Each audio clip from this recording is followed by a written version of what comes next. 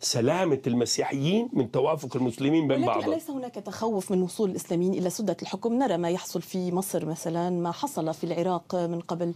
إذا ما نعرف نتجرأ لنثق في قوة الشعب العربي والإسلامي والمسلم في أن يحدد مصيره ويمشي بقناعة تدريجيا تجاه النضج السياسي، فنحن في حرب عالمية ضد الإسلام، ونخلق التشدد والتعصب الذي نخاف منه. هذا ما يسمى بالإنجليزي self-fulfilling prophecy، يعني نبوءة تحقق ذاتها.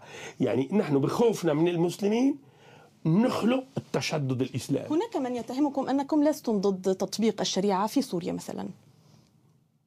يعني كل شعب يقرر ماذا يريد أن يحقق من مبادئ.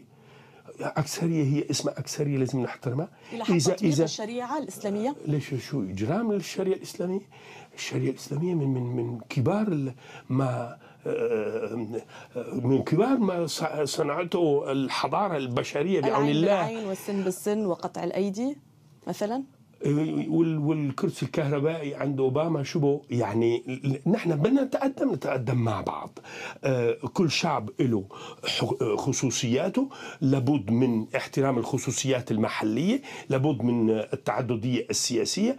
كل مرة الإسلام السياسي في تاريخ الإسلام تشدد وأخذ الحكم، تاني جيل خف.